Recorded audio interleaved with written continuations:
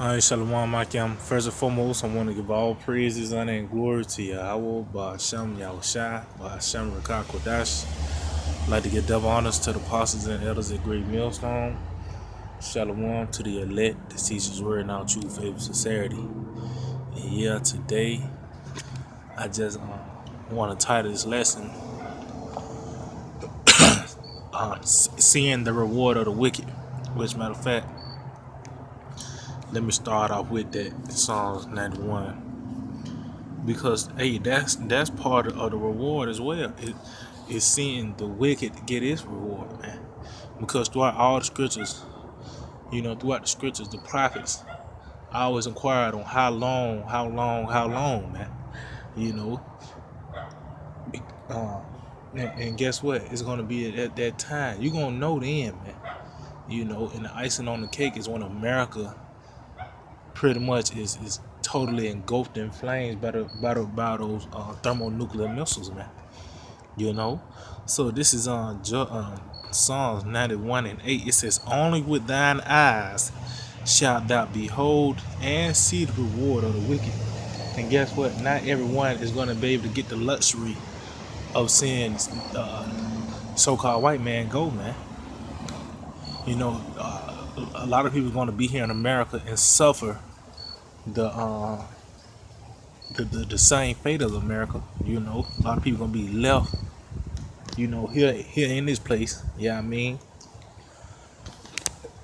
But for the ones, who the Lord find fit for mercy, man, those are the ones that's going to get pretty much the front row seats of the discretion of America. Matter of fact, let's get that in. Is that Revelations? This is Revelations chapter 15, and I start at 1, and I saw another sign in heaven, great and marvelous. 7 angels having the seven last plagues, for in them is filled up the wrath of the Most High. And I saw as it were a sea of glass mingled with fire. And what's that talking about? The pretty much the that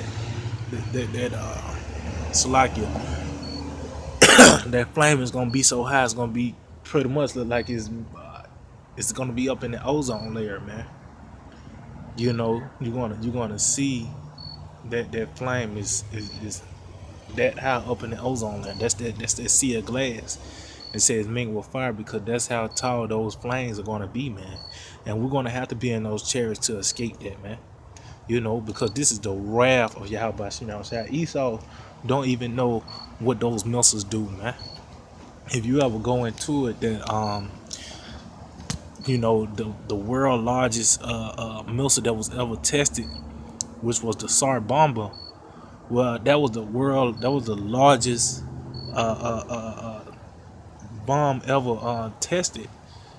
And the thing was, they put half of the ingredients that they was gonna really use, man. And then also they had a parachute on the bomb, just so the plane can get at a safe distance. Even in that the damn pilot almost died, man. So this is the wrath of Yahweh Shimei Shai, man. That's why the scripture tells you in Joel, nothing shall escape them, because once they hit ground zero, man, you are gonna already have a massive it says the destroying wind in Jeremiah 51, man. But back in Revelation 15 and 2, it said, I saw as it were a sea of glass mingled with fire, and them that had gotten victory over the beast and over his image and over his mark and over the number of his name stand on the sea of glass, having the hearts of the Most High. See? Stand on the sea of glass, man. We was in those chariots looking down on this place, man. It said, and they sing the song of Moses, the servant of the Most High, and the song of the Lamb, saying, great and marvelous are thy work, Lord power almighty, just and true are thy ways, thou King of the saints. And what's the coincidence? They're gonna sing the song of Moses. Matter of fact, and that's and see how bad how about Shemaiah Shai, because that was Revelation the 15th chapter. Guess what? The Song of Moses is in Exodus 15, which I'm about to get. This is actually, let me see.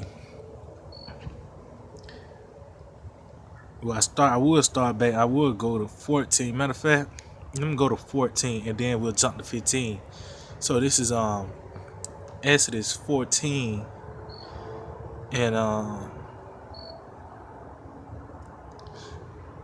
let's see okay, I started verse 23. It says I started verse 22. And the children of Israel went to the midst of the sea upon the dry ground, and the waters were a wall unto them on their right hand and on their left. And the Egyptians pursued and went in after them in the midst of the sea, even all Pharaoh's house, his chariots and his horsemen. And it came to pass that in the morning watch the Lord looked unto the host of the Egyptians through the pillar of fire and of the cloud, and troubled the host of the Egyptians, and took out their chariot wheels, that they drave them heavily, so that the Egyptians said, let us flee from the face of Israel, for the Lord fighteth for them against the Egyptians. And the Lord said unto Moses, stretch out thine hand over the sea, that the waters may come again upon the Egyptians, upon the chariots, and upon their horsemen. And Moses stretched forth his hand over the sea, and the sea returned to his strength when the morning appeared, and the Egyptians fled against it, and the Lord overthrew the Egyptians in the midst of the sea. And that was a violent way to go out, man. That was a horrible way to go out, man. You know, and guess what? This is how Shemaiah Shai got his fame. He had pretty much surgically, and it was a slow death on Egypt, man. You know, he took away the crops, I mean the water. He pretty much take the financial system of it. These magicians and all, they couldn't do nothing to get things back rolling. And this is what the Lord doing to this place, man. You know? But this is how the Lord got his fame, how he did these Egyptians, man. So now we go to verse Exodus 15 and 1. It says, then sang Moses and the children of Israel this song unto the Lord, and spake, saying, I will sing unto the Lord, for he hath triumphed gloriously. The horse and his rider hath he thrown into the sea. The Lord is my strength and song, and he is become my salvation. He is my power, and I will prepare him an habitation, my father's power, and I will exalt him. The Lord is a man of war. Yahweh by Shemaiah Shai is his name. See, this was the song the children of Israel was singing once. Pretty much, we got on the pretty much when we was so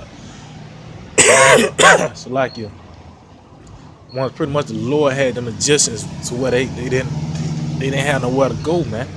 You know, where the children of Israel, they was already on the shore. You know, so what happened? They witnessed those Egyptians, yeah, I mean, getting destroyed, man. So let's go back to Revelations 15. So you know, think about Revelation 15, think about Exodus 15, the Song of Moses. So it says, I'm gonna read verse 2 again. It said, and I saw as it were a sea of glass mingled with fire, and them that had gotten victory over the beast, and over his image, and over his mark, and over the number of his name, stand on the sea of glass, having the hearts of the Most High. So guess what? We was witnessing, Lord, we don't part in number, witnessing the downfall of America, man. You know, and that's why you get verse 3. And they sing the song of Moses, the servant of the Most High, and the song of the Lamb, saying, great and marvelous are thy works, Lord power almighty. Just and true are thy ways, thou King of the saints. See? Because, hey, that's how Yahweh Shemaiah Shai, that's how he get down. He is known for his judgments, man. You know, when the Lord, matter of fact, let's see. This is John 12 and 28. It says, it says, Father, glorify thy name. Then came there a voice from heaven saying, I have both glorified it and will glorify it again. And how did he do that the first time? By the way of the discretion of Egypt, man. Now the Lord is going to do it by the way of discretion of America. And we're going to see that, man. Because you got to understand, this is also Sodom, you know. And pretty much Lot wasn't able to see the discretion of Sodom, man. But we're gonna be able to Lot in this time, because Lot is back today, is gonna see the discretion of America, man. You know, because it vets Lot day to day. You know, with the filthy conversation of the wicked. You know, so hey, matter of fact, let me see if I can get some real quick. This is Revelations chapter 20, and in verse 20. It's like Revelations 18 and 20. It says, Rejoice over her, thou heaven, and ye holy apostles, for the Most High have avenged you on her. See? And then we're going to be rejoicing. That's why we're going to be singing and then singing the song of Moses. We're going to be rejoicing, man. You know, because we able to see this place come tonight, man. You know, the Lord have opened our eyes to witness the transitioning of power, man. And we see this devil at his very last end, and the Lord, you know, have, like I said, open our eyes to where we see the transitioning. Yeah, I mean, of Esau going down and Israel coming once again back on top. Man. So I'm gonna end it off on this. I can. Salakia. This is Ecclesiastes Sirach 25 and 7. There be 9 things which I have judged in mine heart to be happy, and the 10th I will utter with my tongue. A man that hath joy of his children, and he that liveth to see the fall of his enemies. See, and that's why the scripture also says, those that are alive and remain. You know, because guess what? It's a lot of people gonna die here in America, man. You know, the Lord is going to kill a lot of people. Scripture said the slain of the Lord shall be many. Hey, the Lord ain't playing when he said that, man. You know, the Lord's going to kill a lot of people, man. So just all this hell we about to go through, because we ain't really going through nothing yet. When Jacob's trouble come, man, and the Lord is going to pretty much deliver us out of that, so we can see the discretion of this place, man. You know, so we can see the discretion of this place, man. That part of the reward as well, you know.